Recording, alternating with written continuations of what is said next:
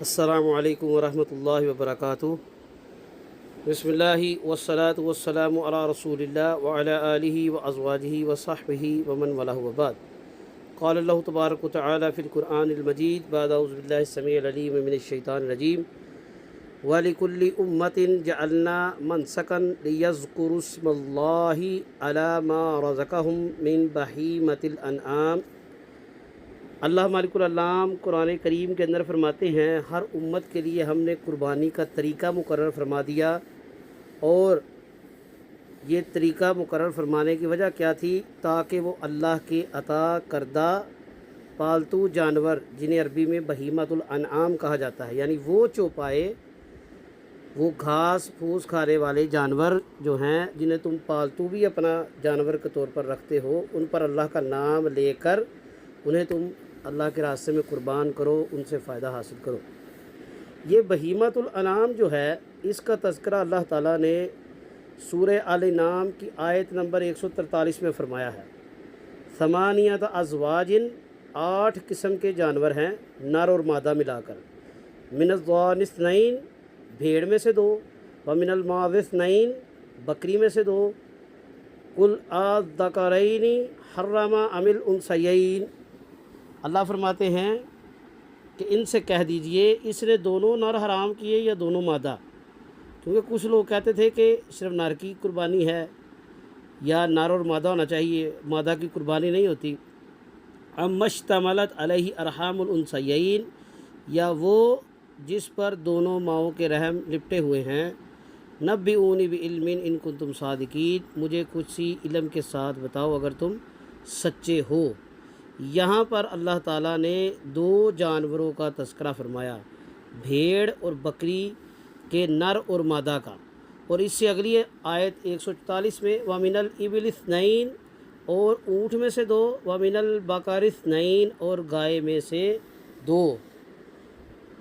कुल अज़्ज़करैनि हर्रमा अमिल उन्सयैन अम्मश्तमलत अलैहि अरहामुल उन्सयैन। यहाँ पर भी यही बात दोहराई कि कह दीजिए, इसने दोनों नर हराम किए हैं या दोनों मादा, या वो बच्चा जिस पर दोनों मादाओं के रहम लिपटे हुए हैं, यानी जो कुर्बानी शुदा जानवर है उसके रहम में कोई जानवर निकल आया, ज़िबा किया तो जानवर निकल आया, वो भी उसका ज़बीहा भी उसकी माँ की ज़बीहे पर किफ़ायत कर जाएगा।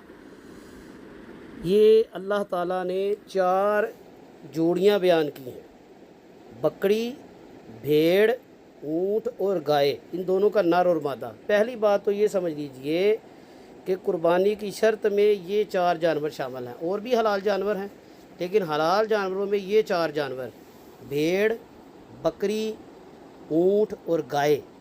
कुछ लोग कहते हैं कि भैंस भी गाय की जिन्स में है, लेकिन भैंस के लिए अरबी में अलहदा लफ्ज़ अल-जामूस इस्तेमाल होता है, नबी करीम सल्लल्लाहु अलैहि वसल्लम के दौर में नहीं पाई जाती थी। ये इख्तिलाफ़ी मसला है, बेहतर है कि गाय पर ही किफ़ायत किया जाए और गाय की ही कुर्बानी की जाए। अब कुर्बानी करने के लिए 6 बुनियादी शराइत हैं। पहली शर्त तो ये हो गई कि जो पालतू जानवर हैं, गाय, ऊँट, भेड़ और बकरी, इनका नर और मादा किसी की भी कुर्बानी की जा सकती है। और अगर आप कोई मुअन्नस जानवर, यानी गाय मादा, ऊँट मादा, बकरी जो मादा है बकरे की, भेड़ मादा, उसको ज़िबा करते हैं और उसके पेट में कोई जानवर निकल आता है, तो उसकी माँ का ज़बिया उसी पर ही किफ़ायत कर जाएगा। अगर आपका दिल कराहत महसूस नहीं करता, आप उसको इस्तेमाल कर लें। इसके साथ साथ जो कुर्बानी की शर्त है, उसमें उम्र का ख़्याल रखना चाहिए।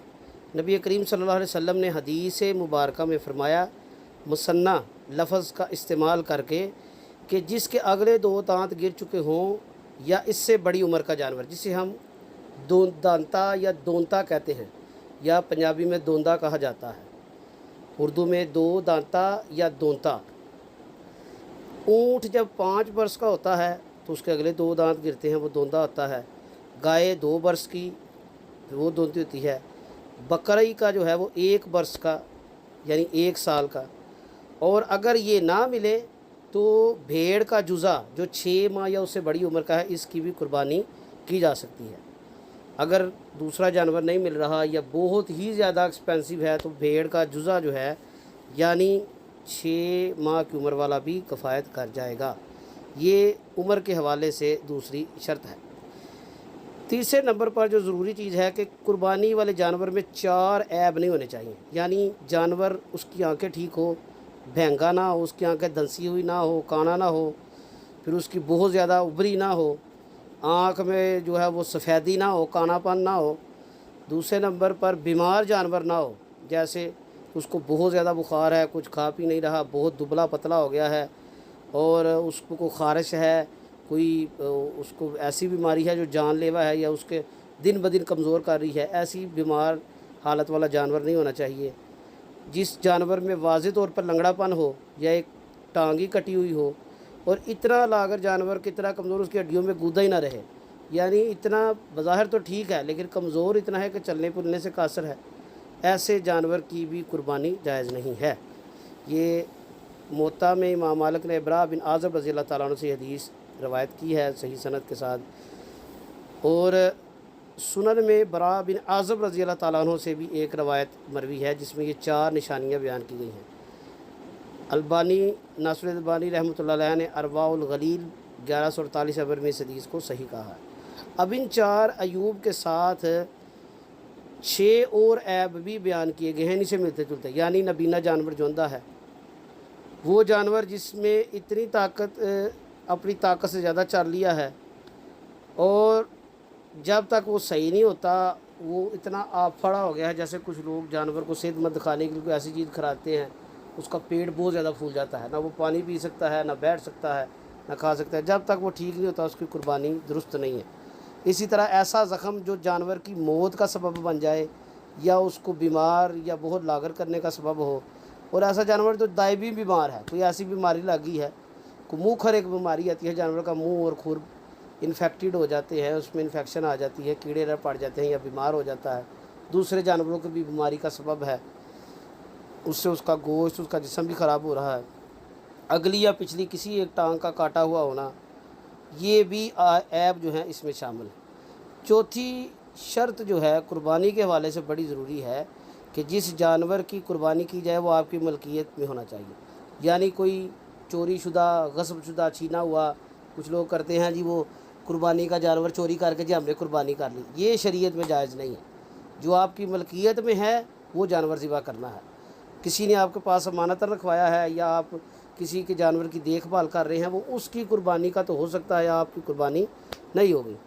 اور اگر کسی یتیم مسکین کا جانور آپ کے قبضہ میں ہے، جس کو آپ پال رہے ہیں، جو آپ کے ڈیرے پر ہے، گھر پر ہے، امانت کے طور پر، وہ نہیں سنبھال سکتا، آپ کو اس نے دیا ہے، تو وہ بھی آپ کی قربانی میں نہیں آئے گا، وہ اس چیز کا مالک، جو اس کا مالک ہوگا اسی کی قربانی میں آئے گا۔ 5ویں شرط، جانور کا کسی دوسرے کے ساتھ تعلق نہ ہو، یعنی رہن میں رکھا ہوا جانور نہیں ہے، کسی شخص کا جانور ہے، اس نے آپ کو دیا کہ جناب یہ میرے پاس رکھ لیں، جانور مجھے کچھ پیسے دے دے تو میں آپ کو دے کر واپس لے لوں گا، یہ جانور کی بھی قربانی آپ کی جائز نہیں ہے۔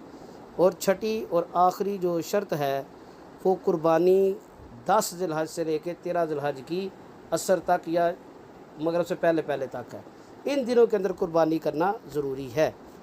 اور امام بخاری رحمۃ اللہ علیہ نے براء بن عازب رضی اللہ تعالیٰ عنہ سے حدیث بیان کی ہے، رسول اللہ صلی اللہ علیہ وسلم نے فرمایا جس شخص نے عید کی نماز سے قبل جانور ذبح کیا وہ صرف گوشت ہے، وہ اپنے اہل عیال کو پیش کر رہا ہے، اس کی قربانی سے کوئی تعلق نہیں۔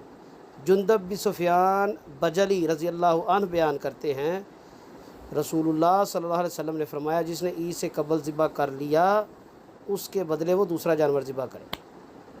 اور اسی طرح نبی کریم صلی اللہ علیہ وسلم نے جو رہنمائی فرمائی ہے اس کے مطابق عید کی نماز، عید الاضحیٰ کے دن عید کی نماز ادا کرنے کے بعد جانور ذبح کیا جائے، اور یہ 10 ذی الحج سے لے کے ایام تشریق تک ہے، جو 11، 12 اور 13 ہیں، یعنی 4 دن قربانی کے ہیں۔ تو اللہ سے دعا ہے اللہ تعالی ہمیں سنت کے مطابق جانور خریدنے کی، قربانی جیسے عمل کو اللہ کی بارگاہ میں پیش کرنے کی شرف قبولیت حاصل کرنے کی توفیق عطا فرمائے، اور جو نبی کریم صلی اللہ علیہ وسلم نے قربانی کے حوالے سے اصول اور احتیاطیں بیان کی ہیں ان کے مطابق قربانی کرنے کی توفیق عطا فرمائے۔ وما علینا الا البلاغ۔